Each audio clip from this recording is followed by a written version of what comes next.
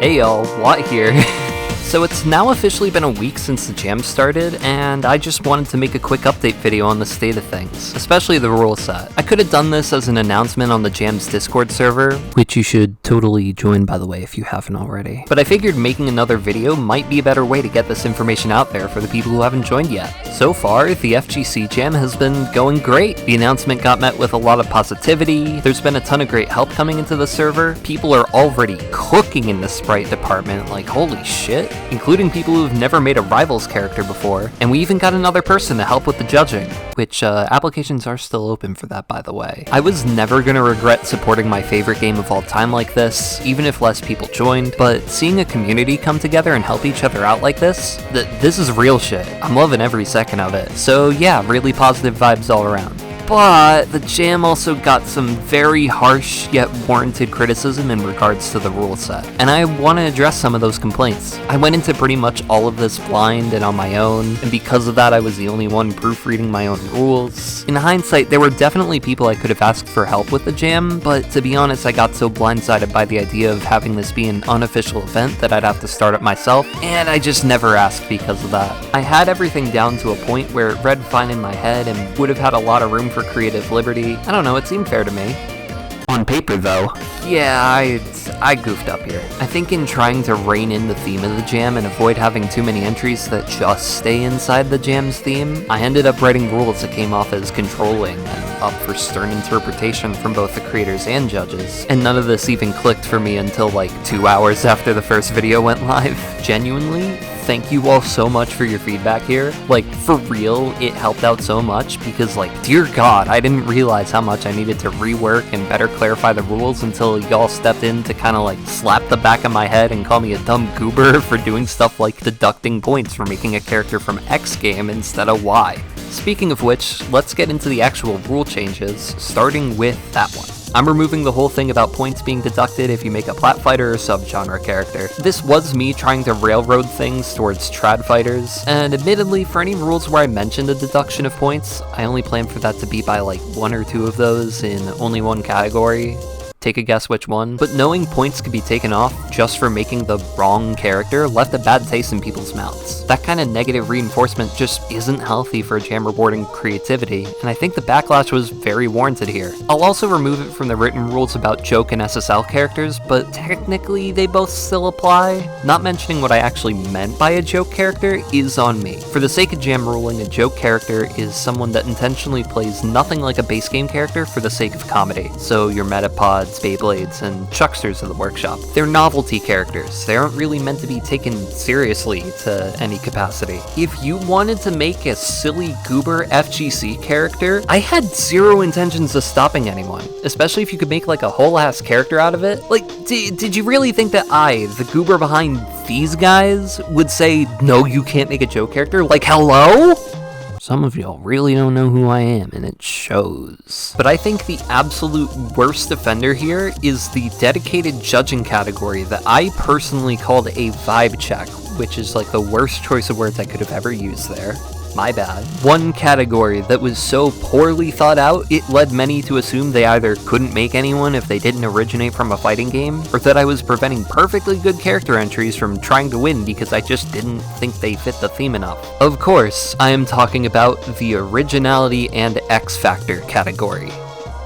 So yeah, that category is only worth 5 points now, and I rewrote the rules to be a lot more lenient. Yeah, so like, go for whoever you want. Make your Yodas, make your VTubers, make your Snoop Dogs, your Hornets, whatever the hell.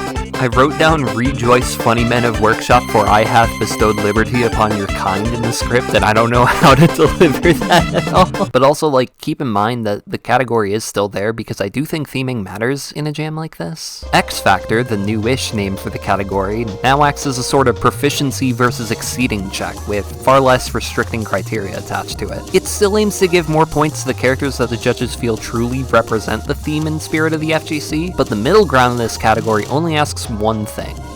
Does the character come from or are they featured in a fighting game? At the end of the day, that's what the goal of the jam asks, and by meeting that, you've already earned yourself around like 3 or 4 out of the 5 points in the category. Of course, the way this is actually scored is going to be judge dependent, but if you want to play into my judging philosophy, the only way you'd be able to lose points here is if your character isn't from a fighting game or barely represents their fighting game aspects to begin with. Like if you made Mario from Dong Dong Never Die, but just made them Mario. Again, that's just me, but now the category should hopefully be more lenient for other judges to interpret in their own ways. Next, I want to talk about the translation category, because I think this could have been explained better as well. Some people took this as a sort of who ported the character over the best category, which I think was a failing in the name and explanation of what I had intended the category to be. Translation was also meant to encapsulate any creative liberties taken to bring a character into Rivals of Aether. Simply porting over a character from one game into another isn't a thing that just works. I think there's a Sakurai quote about this. Otherwise, they'll end up on one of those ends of the spectrum I mentioned in the first video.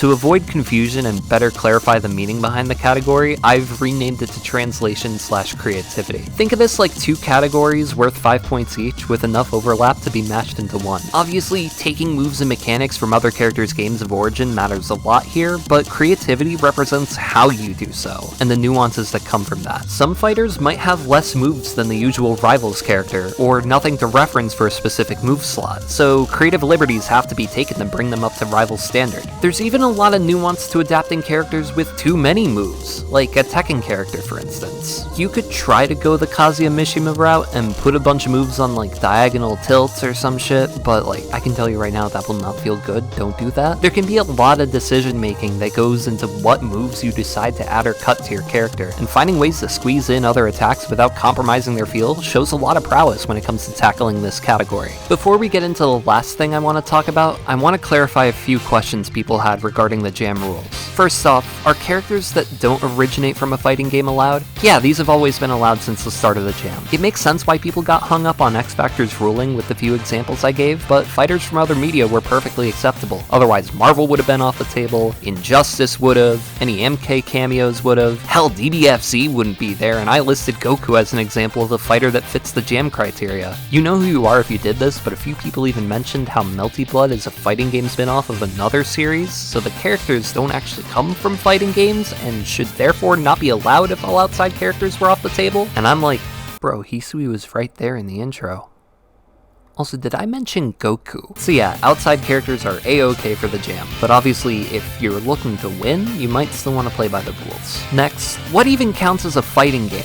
I mentioned subgenres counting for the jam, and I feel like this left a ton of room for interpretation for what actually constitutes a fighting game. After talking it out with a few people, I figured out where I'd draw the line for what counts in this jam. 3D fighters like Virtua Fighter and Soul Calibur are a-okay, but arena fighters are around where the limit is. So that'd be games like Shrek Super Slam and DBZ Budokai Tenkaichi. Puzzle fighters are past the line though, so games like Puyo Puyo, Puzzle Bobble, or Catherine aren't allowed. You could argue that these games have tournaments run for them at major FGC events, but like so does Neo Turf Masters and Mario Party, and I don't think you could call either of those fighting games with a straight face. Also, not that anyone in particular brought it up, but turn-based stuff is completely off the table unless it's Yomi Hustle, which is very clearly founded upon a fighting game base. Lastly, can I make an original character that comes from a fighting game that I made? As someone whose first Rivals character was an OC that I used in a bunch of my past game projects, I am so down to let people make characters from their own fighting games. With a couple caveats, of course. First, this has to be a game that's either been publicized or is playable. I'm not going to be accepting a concept of a game or a game that's too early in development and very subject to change. Being able to actually play your creation is also a huge step up. Second, just make sure they're from a fighting game and not like a beat 'em up, since those are outside of the jam criteria.